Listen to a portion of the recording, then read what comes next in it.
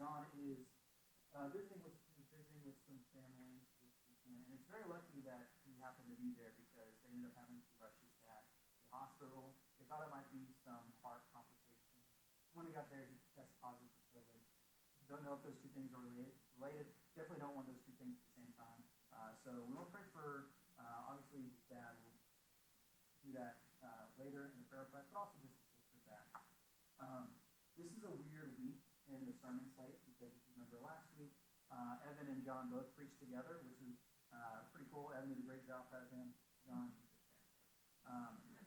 next week, John is going to be beginning a series based off of the book that the adults have been covering on Wednesday night in their Bible class, which would be really awesome. Excited for that. So this week, though, I had free reign because we're not really doing anything.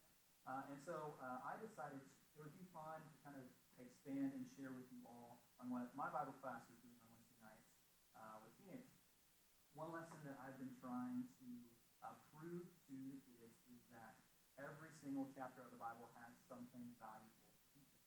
And I think a lot of times we have this thought that comes into our head of like, oh, we can just skip that part, or that's confusing, I don't want to think about that, or something we just don't like, or maybe those are just boring little laws or whatever, right? We do that for a lot of the Bible, but I believe, if I believe that this book made it 2,000 plus years for some of it, all the way to me, then I should also believe at the same time that I can learn something from it. There's at least one thing I can learn. In order to demonstrate this truth in class, what I've been doing is instead of choosing beforehand what we're going to talk about, I go to this website and we do a random number wheel to pick what we're going to teach on, right? And so the first number wheel is 1 through 66. That's 66 books in the Bible. And then depending on what that lands on, how many chapters are in that book. And then we'll go again. On. None of the other stuff was important. Anyways.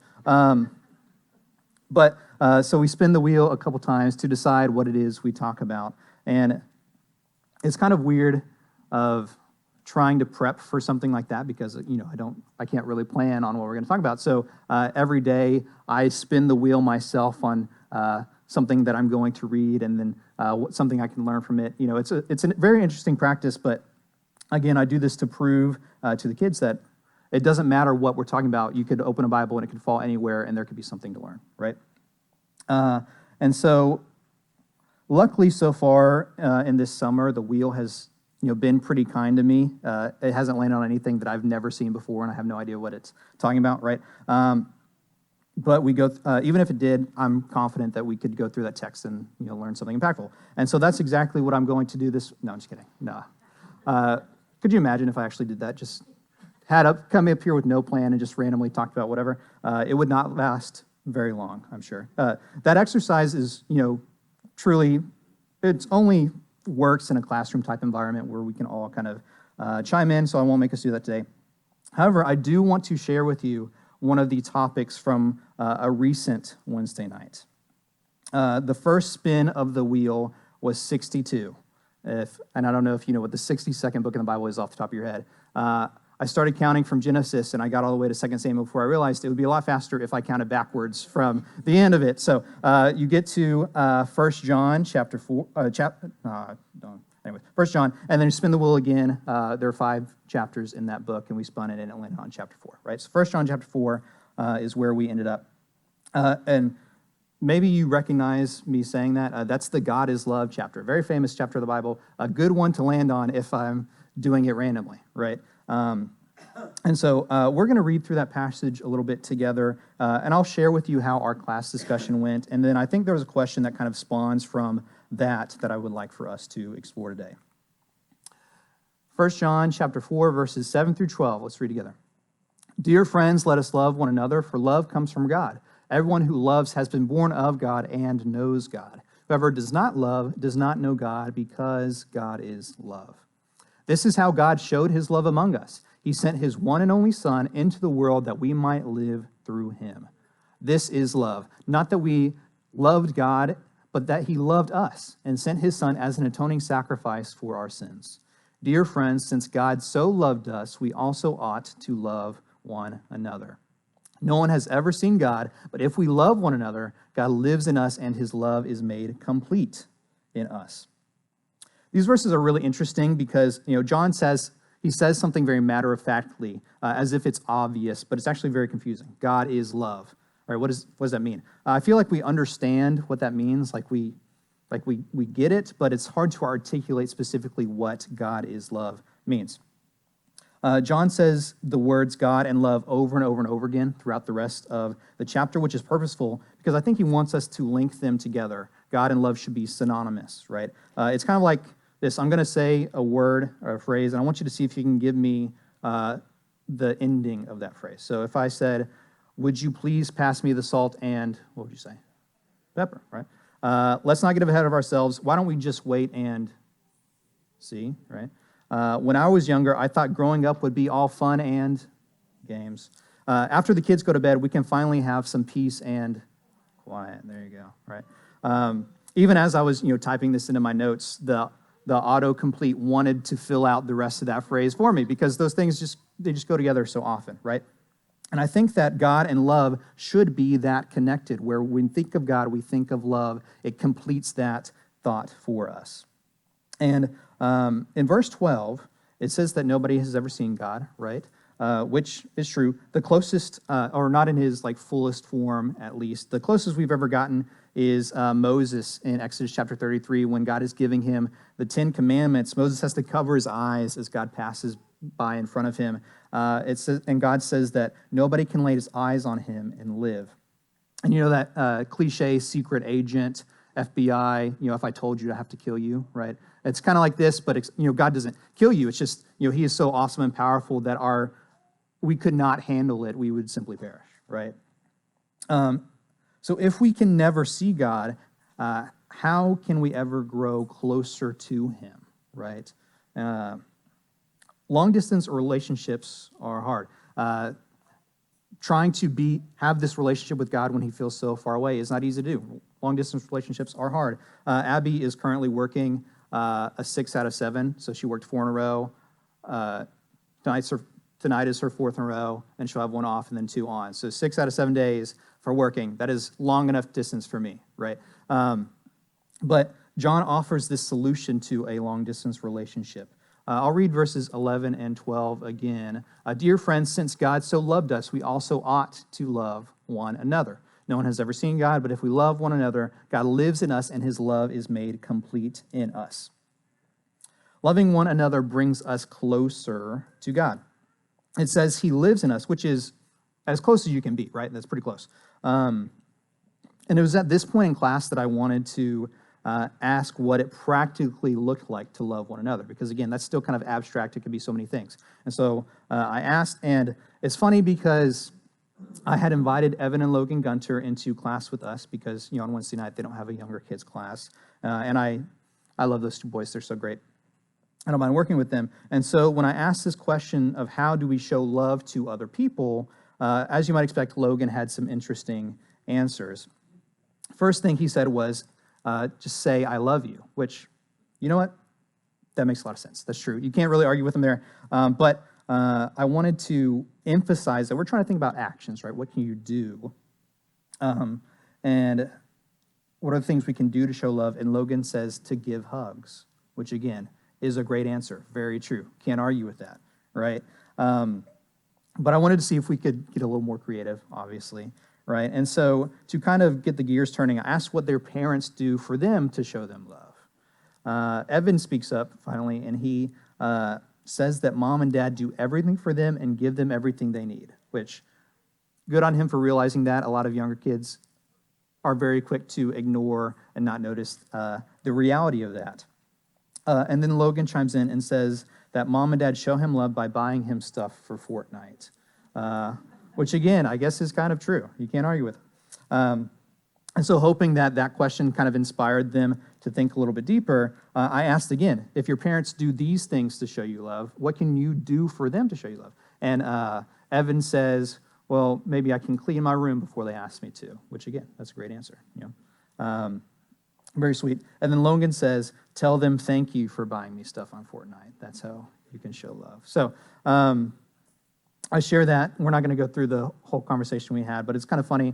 But sometimes we view this love as just a reactionary type of thing sometimes, right? Not a proactive type of thing. We all eventually got on the same page, and I wanted to share that portion because it was funny. Thankfully, though, the text does lay out how we should show love to other people. Here in verse 17, this is how love is made complete among us, so that we will have confidence on the day of judgment. In this world, we are like Jesus. Be like Jesus, right? Which, again, is something that John says as if it's very obvious and simple, but it's more complex than just the words on the page, right? How am I supposed to know what Jesus would do in every situation that comes up in my life, right? What would Jesus do whenever someone cut him off on the highway and gave him the finger, right? What would Jesus do there, right? It's not laid out in parables for every situation, but thankfully there are a lot of examples, I think, where Jesus shows love to people in a variety of circumstances. First one. So, sometimes I forget what jokes I actually put in here or not. In Matthew 8, Jesus heals a man with leprosy, or a leopard. I thought for the longest time, I thought leprosy was just like you gain spots on your skin because, sometimes it's just described as a skin disease, but leprosy. There's a man he's in front of a crowd, and a man with leprosy comes up and begs for Jesus to heal him, and Jesus does so by touching him, which, what you know about leprosy, you do not want to touch someone with leprosy because then you have leprosy. It's very contagious. Next up, in John chapter 4, Jesus heals the son of a Roman officer. A Roman officer comes and begs him to heal his son, and Jesus does so without even going to visit him, right? In John 7, Jesus defends the woman caught in adultery from being stoned. These religious leaders drag this woman in front who had just been caught doing something that she shouldn't have, and are willing to stone her, and they beg Jesus to condemn her, but he says he who's without sin casts the first stone, right? And then in Luke 19, Jesus communes with Zacchaeus at his house, someone who is very hated by society. He has an intimate relationship with very publicly to where people know of what's going on, right? Jesus showed love to a bunch of people when socially, culturally, politically, and physically, it would have been frowned upon to do so, right? And if in this world we are called to be like Jesus, unfortunately, I think that will involve us being in some uncomfortable or complicated situations. And for all of us, I think the biggest barrier that is in the way of us loving all these other people is a lot of time fear, right? Fear. What will people think? I don't know if I want to risk blank. I'm worried about blank. They seem so dangerous. They seem scary. They're sinners. Do I really want to be that close to them, right? These kind of questions bounce through your mind in varying degrees, obviously, but I think the important thing to remember is the devil cheers when you are afraid to do good just as much as he cheers when you do bad, right? And Evan and John kind of talked about this last week in their sermon. James chapter 4, verse 17. If anyone then knows the good they ought to do and doesn't do it, it is sin for them, right? Allowing fear to rule your life causes you to avoid doing good a lot of times, which is sin. We are sometimes so afraid to get close to someone that we see as sinful that we avoid doing good for them, which then in turn brings us right to sin's doorstep anyways, right? It's this cycle of very ironic, unfortunate events, but it plays out that way far too often. I think this brings us to our next verse in 1 John chapter 4. There is no fear in love, but perfect love drives out fear, because fear has to do with punishment. The one who fears is not made perfect in love. The only way to avoid this cycle of sin is love. If there's anything to learn from 1 John chapter 4 is God equals love, God is love, but love does not equal fear, right? God is love, love is not fear. The only way to avoid this cycle is being aware of what's going on here. I'll share with you one of my favorite exercises that I do whenever I look at Scripture, especially whenever I talk to teenagers about it.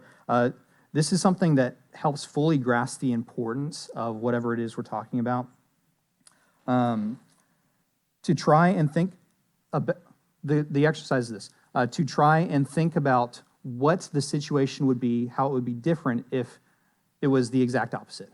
Okay, so I'll explain what that means. So we can go back to those examples of Jesus loving people and ask ourselves, what if Jesus had been afraid in this moment instead of loving? What if fear had ruled his life? Jesus heals a man with leprosy, right? Why might he be afraid to do that? Leprosy is very gross and contagious, right? There's an obvious thing. And Jesus touched him. And so if Jesus had been afraid, the man comes up to Jesus and asks him for healing. Jesus says, "Ooh, gross, no way," right? What would have happened because of that? The man would have eventually died, obviously, and he definitely would have hated Jesus and God. Plus, there was this whole crowd watching this as it happened, right? And so if Jesus had turned this man away, that probably would have encouraged the crowd to also avoid and chastise, the sick and disabled people even more. When Jesus heals the son of the Roman officer, why might he be afraid? The Jews hated the Romans so much. They were these oppressive rulers that were constantly coming down onto them. And so Jesus showing kindness and love to their version of the boogeyman, right? That would have been frowned upon. If Jesus had been afraid, he would have declined the officer which would eventually lead to the son's death, right? This would have also meant increased friction between the Jews and the Romans, because the Romans would have been upset with what had happened, and they probably would have been more aggressive in their ruling. And the Jews would have been more distant to Roman rule, eventually leading to more conflict and death, right? When Jesus defended the woman caught in adultery, what would have happened if he had been afraid? Why would he have been afraid? Well, obviously, she was caught in sin, and so aligning himself with her could have potentially signaled to the crowd that he was okay with whatever it was she was doing, which was not the message that he was trying to give off, right? Or he also might have opened himself up to being stoned at the same time. And so if he had been afraid, if he had let fear rule his decision-making, maybe he condemns her, and she's obviously stoned to death as a result of that. Then moving forward, though, other people might have been afraid to admit their sin to him because they don't want to be stoned as well, which means a lot of people would have been avoiding Jesus instead of following Jesus, right? And then the last example, when Jesus meets Zacchaeus, why would he have been afraid to do so? Tax collectors were viewed as evil in society. They were taking more than their fair share of taxes and giving it to the Roman government. They were seen as double agents. Nobody liked them. And so spending time with one might give people the idea that Jesus is also interested in wealth and profits, which would turn a lot of Jewish people away from his message.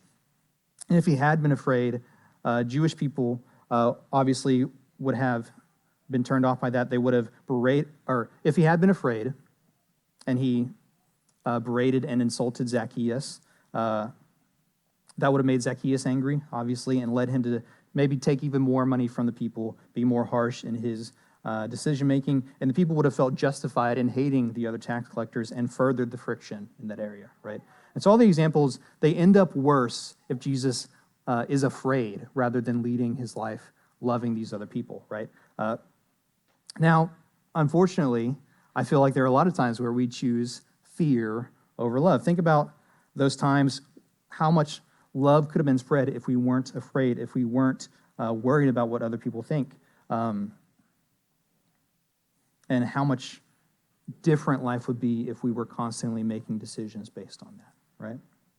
I want to end this morning by sharing a story, and hopefully it can demonstrate how choices can make a difference, even sometimes when we don't recognize it. This is the Cheesecake Factory.